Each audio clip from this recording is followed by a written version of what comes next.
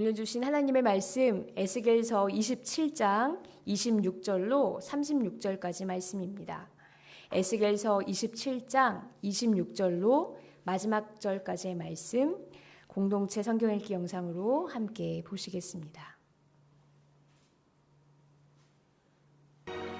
내 사공이 너를 인도하여 큰 물에 이르게 하며 동풍이 바다 한가운데서 너를 무찔렀도다. 내 재물과 상품과 바꾼 물건과 내 사공과 선장과 내 배의 틈을 막는 자와 내 상인과 내 가운데 있는 모든 용사와 내 가운데 있는 모든 무리가 내가 패망하는 날에 다 바다 한가운데에 빠질 것이며 내 선장이 부르짖는 소리에 물결이 흔들리리로다. 노를 잡은 모든 자와 사공과 바다의 선장들이 다 배에서 내려 언덕에 서서 너를 위하여 크게 소리질러 통곡하고 티끌을 머리에 덮었으며 재 가운데에 뒹굴며 그들이 다 너를 위하여 머리털을 밀고 굵은 배로 띠를 띠고 마음이 아프게 슬피 통곡하리로다. 그들이 통곡할 때 너를 위하여 슬픈 노래를 불러 애도하여 말하기를 두로와 같이 바다 가운데서 적막한 자 누구인고 내 물품을 바다로 실어낼 때에 네가 여러 백성을 풍족하게 하였으며 내 재물과 무역품이 많으므로 세상 왕들을 풍부하게 하였었도다. 내가 바다 깊은 데에서 파선한 때에 내 무역품과 내 승객이 다 빠졌으며 섬의 주민들이 너로 말미암아 놀라고 왕들이 심히 두려워하여 얼굴에 근심이 가득하도다. 많은 민족의 상인들이 다 너를 비웃으며 네가 공포의 대상이 되고 내가 영원히 다시 잊지 못하리라 하셨느니라. 오늘 읽으신 에스겔 27장은 두로에 대한 심판 예언입니다. 두로는 예루살렘이 멸망하는 것을 보고 기뻐하면서 내가 더 번영하겠구나 하고 즐거워하였는데 이것을 하나님이 보시고 심판하시겠다고 하셨습니다.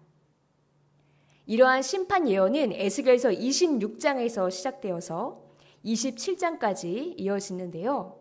오늘 읽으신 27장이 앞선 26장과 다른 점이 있습니다. 바로 똑같은 심판을 이야기하지만 애가라는 형식에 담았다는 것입니다. 애가, 바로 사람이 죽었을 때 지어 부르는 눈물의 노래입니다. 그런데 에스겔이 두로를 위한 애가를 지어 불렀으니 이 시점에서 두로는 이미 죽은 것이구나. 애가는 죽은 사람을 애도하는 노래이니 두로가 멸망한 후에 이 본문이 나왔겠구나 하고 생각하기 쉽습니다. 그런데 실상은 그렇지 않습니다. 에스겔이 오늘의 본문을 지어 부른 때는 예루살렘이 함락한 직후이고 두로는 실제로 이때로부터 10년 후에 멸망합니다. 즉 에스겔은 두로가 멸망하기 전에 먼저 애가를 지어 불렀습니다. 멸망할 기미가 당시에 보였던 것이 아닙니다. 심지어 더욱더 번영하여 잘 나가고 있었습니다.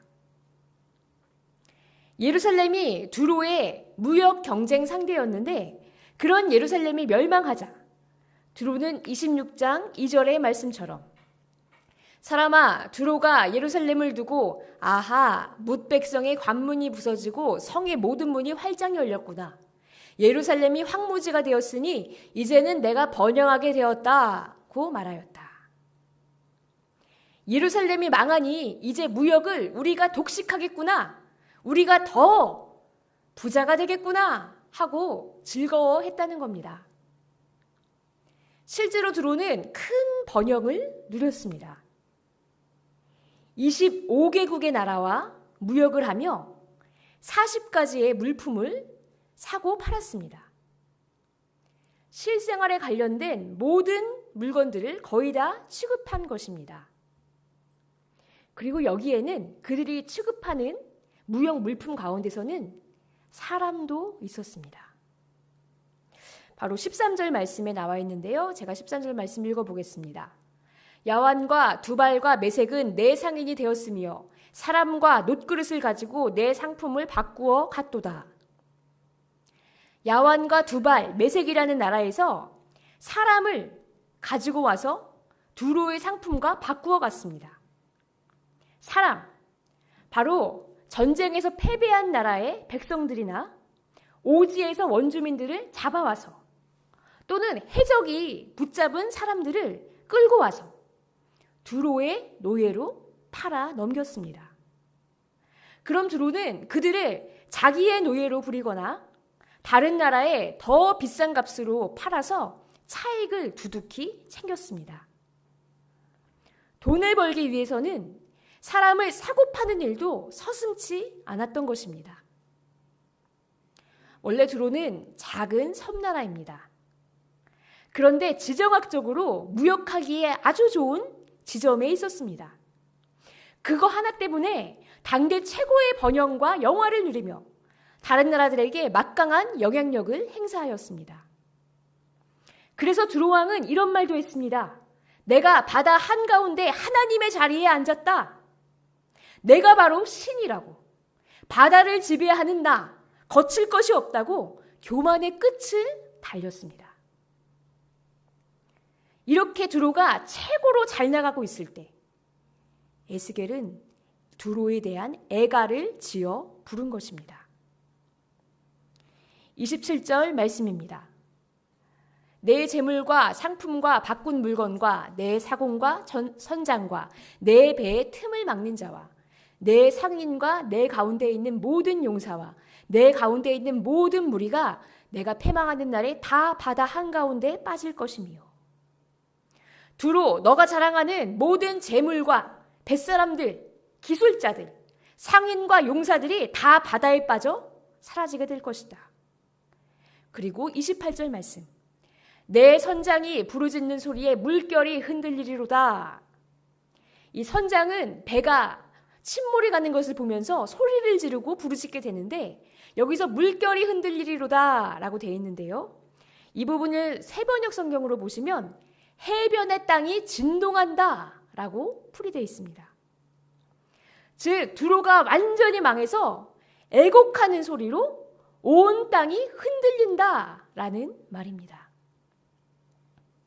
그런데 에스겔이 바로 이러한 이야기를 두로가 전성기를 달리고 있을 때 했다니 이 애가를 두로가 들었을 때 어떤 기분이 들었을까요? 황당하지 않았을까요? 우리가 잘 나가는 거 뻔히 보일 텐데 정신없는 소리 하네 하고 넘겼을 것입니다.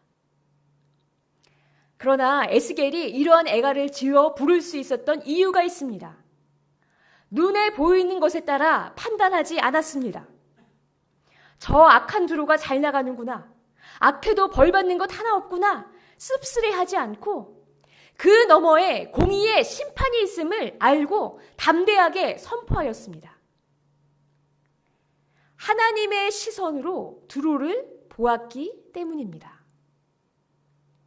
만약 세상의 시선으로 세상 사람들과 똑같은 관점으로 두로를 보았다면 잘 나가는 두로를 배아파하거나 부러워했을 것입니다.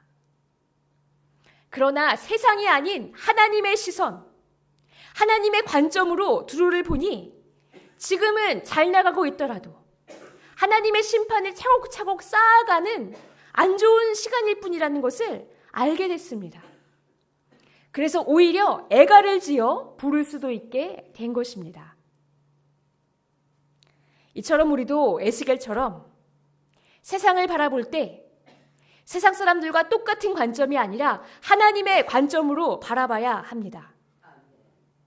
우리가 눈에 보이는 것에 따라서 판단한다면 세상 사람들과 같이 똑같이 생각하고 본다면 세상이 번영을 누리고 있는 것이 너무나 부러울 것입니다. 세상처럼 나도 되고 싶을 것입니다. 악인들이 잘 되는 것을 보고 한탄할 것입니다. 그러나 하나님의 관점, 하나님께서 성경을 통해 약속하신 그 말씀의 관점에서 세상을 바라보면 아무리 악한 세상이 잘 나간다고 해도 그것 때문에 내가 타격을 받지 않습니다. 하나님의 공의로우신 심판이 있을 것이 확실하므로 세상처럼 나도 되고 싶다고 안달하지 않게 되고, 오히려 하나님 보시기에 아름답고 올바르게 사는 것이 우리의 주된 관심사가 되는 것입니다.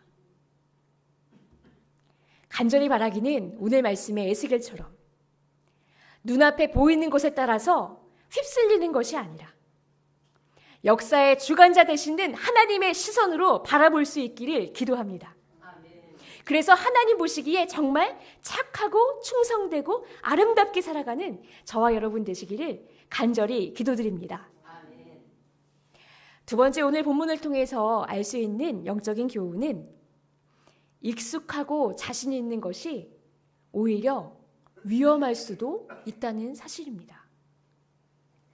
26절 말씀에 그 부분들이 잘 나와 있는데요. 우리 26절 말씀 제가 읽을 때 같이 읽어주시면 감사하겠습니다. 내 사공이 너를 인도하여 큰 물에 이르게 하며 동풍이 바다 한가운데에서 너를 무찔렀도다. 같은 구절을 세번역 성경으로 보시면 이렇게 나와 있습니다.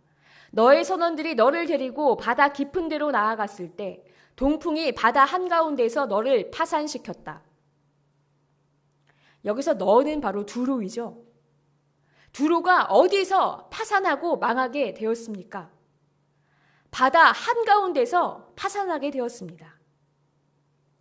바다 덕분에 큰 부와 명예를 얻었던 두로가 바다에서 망했습니다. 아니, 두로는 전공이 해상무역인데 어떻게 이 항해하다가 망하게 되었을까? 바다가 그들에게는 무섭지 않았을 텐데, 집처럼 편안하고 익숙했을 텐데, 바다에서 싸워서 이겼던 많은 경험들이 있었을 텐데 어떻게 바다에서 파산되게 되었을까? 그런데 사실은 이 두로가 느끼는 바다에 대한 익숙함과 자신감이 오히려 해가 된 것을 우리가 발견할 수 있습니다. 바다가 익숙하고 항해에 자신감이 넘치는 나머지 두로의 선원들이 너를 데리고 어디로 나아갔다고 했습니까? 바다 깊은 데로 나아갔다고 했습니다. 더 깊은 바다로 나아간 나머지 동풍이 몰아쳤을 때 두로의 배는 해안에서 멀리 떨어진 망망대해 가운데 있게 되었습니다. 바다를 잘 안다는 자신감에 더 깊이 나아갔다가 바람을 이기지 못하고 파손하게 되었습니다. 여기서 우리가 다시 한번 느끼게 되는 것이 있습니다. 바로 사람의 실력이나 능력은 아무 힘이 되지 않는다는 것입니다. 내가 잘한다고 생각하지만, 내가 능숙하다고 생각하지만 동풍이 불어올 때 아무런 해결이 되지 못할 때가 있었습니다. 오히려 교만한 생각으로 방심하며 더 깊은 바다로 나아갔다가 망하게 되었습니다. 이 말씀은 두로만의 이야기만은 아닌 것 같습니다. 우리도 내가 잘하는 영역, 익숙한 영역에서 가장 방심하기 쉽습니다. 신앙생활을 오랫동안 잘한 성도가 교만해지기 쉽고, 뛰어난 능력을 가진 사람이 그 능력을 의지하다가 무너지는 일이 생기기도 하는 것입니다. 간절히 바라기는 가장 자신 있었던 바다에서 망하게 된 두로를 반면교사로 삼아 겸손히 기도하며 나아가기를 원합니다. 자신 있는 영역일수록 더욱더 하나님을 의지하기를 원합니다.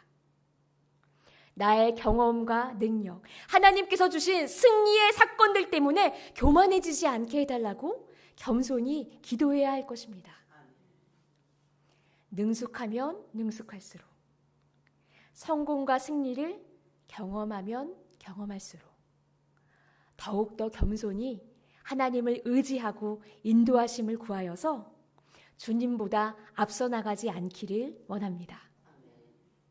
익숙하여 방심하는 것이 아니라 익숙하니 더욱 조심하고 더욱 시험에 들지 않고 승리의 깃발을 꽂아나가는 저와 여러분의 복된 삶 되시기를 주님의 이름으로 축원합니다. 다 같이 기도하시겠습니다. 사랑과 은혜가 풍성하신 하나님, 오늘도 성경을 통하여 우리에게 말씀해 주시는 주님 감사합니다. 저희가 늘 겸손히 주님을 보며 나아갈 수 있도록 도와주시옵소서. 세상의 관점이 아니라 하나님의 관점으로, 하나님이 알려주신 성경의 시선으로 우리와 우리 주변을 바라보며 낙심하지 아니하고 힘을 얻고 소망을 얻고 주님 아버지 앞에서 올바르고 아름답게 살아가는 저희들이 될 수 있도록 오늘 하루도 저희들의 삶을 인도하여 주시고 도와주시옵소서. 예수님의 이름으로 기도합니다. 아멘.